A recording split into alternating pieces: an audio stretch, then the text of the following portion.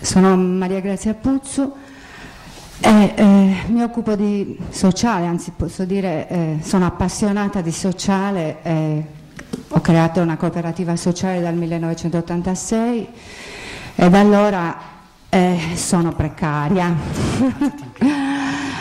Volevo portare la mia preoccupazione è una critica, se mi permettete, spero sia una critica costruttiva. In questa giornata ho potuto, come dire, constatare le paure, le perplessità riguardo la possibilità di andare verso una direzione che veda appunto, come diceva Susanna Orru, la persona al centro, il valore della persona, la sua creatività e la sua fragilità come una risorsa, non come una penalità. Noi abbiamo vissuto tutto un processo come cooperative sociali, difficile e travagliato, non sappiamo se considerarci volontari o operatori sociali professionisti. Abbiamo visto un po' di luce con la presenza dell'assessore di Rindin, perdonatemi se faccio torto a qualcuno, ma abbiamo visto luce non tanto perché abbiamo potuto lavorare, ma perché avevamo una direzione là, perché avevamo una speranza di vita, perché c'era un lavoro, c'era una programmazione condivisa, c'era una coordinazione e un'attenzione e un ascolto a quella che era la realtà territoriale.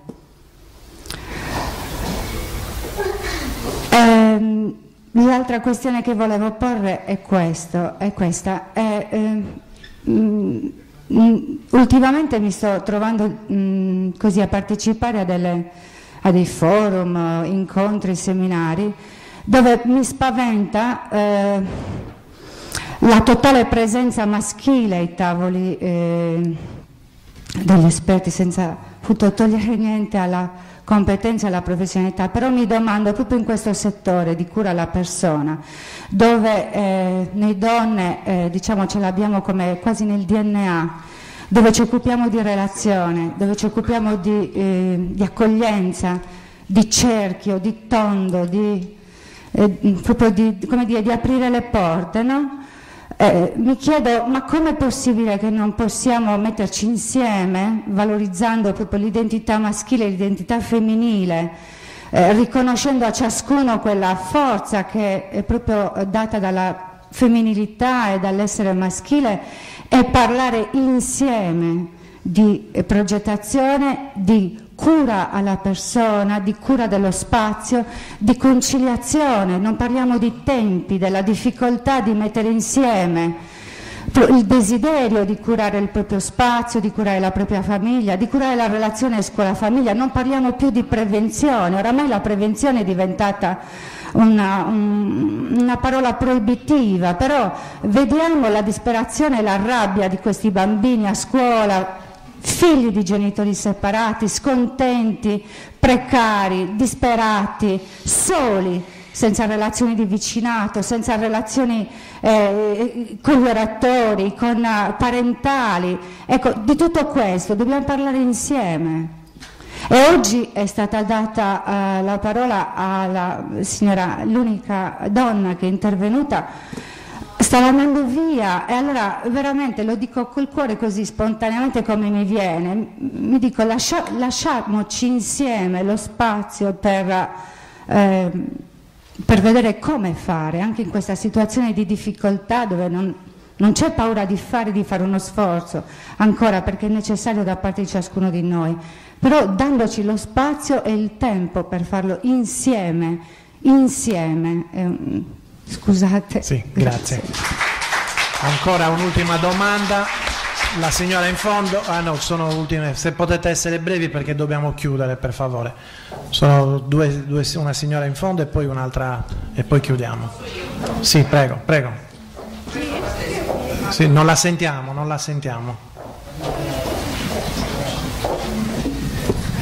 Sono Gabriella Serra, la presidente dell'Associazione Sarda Cefalalgici.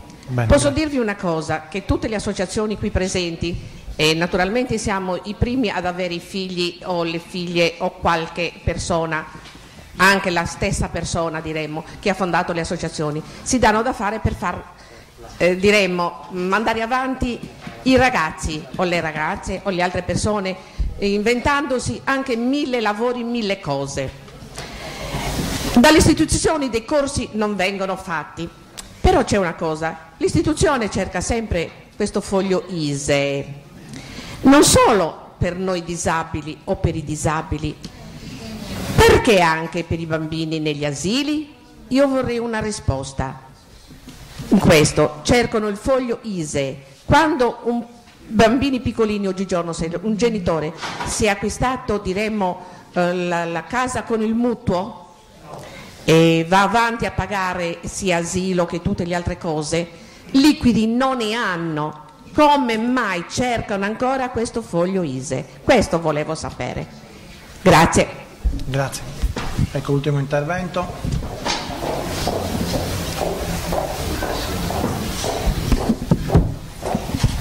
Sono Valeria Ledda, sono un consigliere comunale, ma principalmente sono un cittadino. Ringrazio per gli interventi di stasera.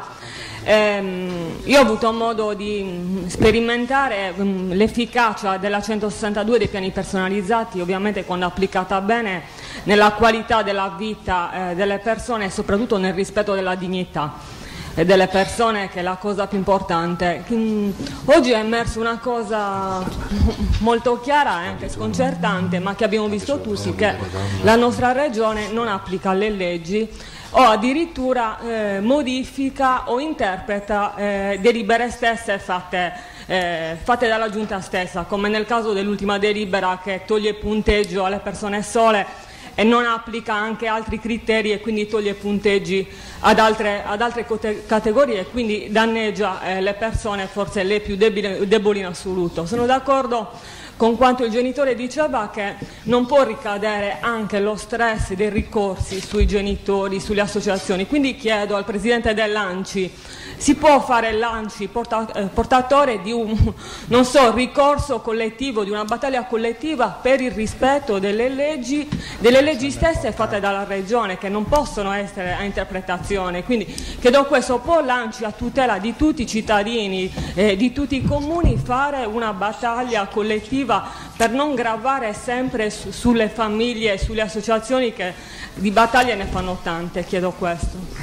Grazie mille. Allora, diamo alcune risposte.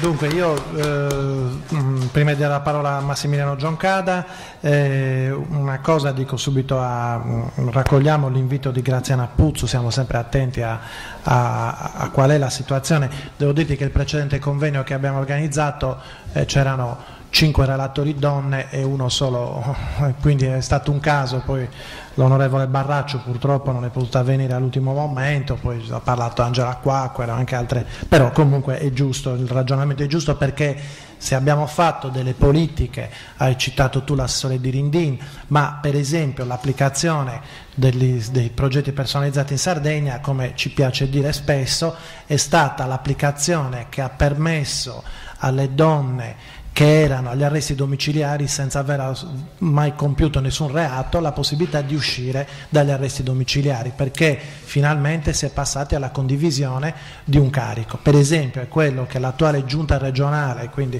ripeto, lo dico all'amico Gioncada, siamo diversi fra destra e sinistra, la questione è questa: l'attuale giunta regionale invece ha detto i permessi della 104 sono un lusso, quindi noi ti penalizziamo se il maschio della famiglia ha il permesso della 104 per poter sostituire la moglie, ad esempio, come succede nel 90% dei casi. Che cosa succede? Ti penalizzo, mentre questo la giunta Soru non sarà mai neanche appunto la fantasia di creare una cosa così assurda come la questione dei 14 punti penalizzanti per quanto riguarda chi fa un percorso di vita indipendente. Sulla questione delle economie dico al volo una risposta. Allora, i comuni fanno delle economie che sono dovute ai piani che non sono realizzati, non c'è una vera statistica chiara. C'è che in questa legge finanziaria, in maniera, non voglio usare un termine forte, comunque in maniera sì, però si può dire truffaldina, è stato inserito in finanziaria un comma che dice: siccome faremo del risparmio, lo inseriamo come finanziamento delle risorse che daremo il prossimo anno. Mi sembra si parla di residui di 37 milioni, quindi si dice faremo un bel fondo per l'autosufficienza, però utilizziamo i residui 37 milioni di euro. Questa cosa qui è una barzelletta, perché in realtà tu utilizzi dei residui di cui non è neanche un accertamento chiaro per dire finanzio il fondo per l'autosufficienza per l'anno prossimo. In realtà quei soldi non sono disponibili. Questo lo dico per capire che comunque il quadro questa attuale giunta regionale non ce l'ha. I tagli del 50% di cui parlava prima, non mi ricordo chi ne ha parlato prima, che ha sentito, il signore che ha parlato prima,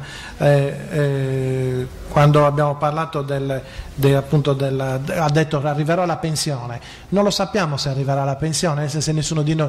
Ricordo che in tempi si era parlato di in qualche maniera di servizi, addirittura si è parlato di un processo di prepensionamento. In Sardegna sono state raccolte 4.000 firme per una legge nazionale sul prepensionamento. Adesso però questa priorità è saltata, perché ovviamente mettere in campo così grandi risorse per fare una legge sul prepensionamento in questo momento è difficile, ma l'usura avviene anche se non è l'adeguato sostegno. Allora, se tu hai una giunta regionale che ti taglia il piano, nonostante dice no, non c'è nessun taglio, vabbè, se diminuisci il punteggio non c'è nessun taglio, allora che ti taglia il piano in 2 anni del 50%, perché fino al 2009 il progetto è andato a livello, quindi se io ho il taglio del 50%, ovvero sia chi ha fatto i criteri adesso ritiene che pur non essendo andati all'URD le persone con disabilità grave hanno avuto miglioramenti notevoli e quindi sono miracolati per delibera, allora questo è un grave problema, perché allora l'usura c'è ancora di più, perché se una legge di civiltà aveva permesso di dare un sostegno e dare il respiro, adesso tu trovi persone che avevano piani finanziati per 13.000 euro e improvvisamente c'erano per 6.000 e nessuno sa qual è stato il miracolo e a quale santo ci si è rivolti, ovvero, e su questo facciamo le battaglie.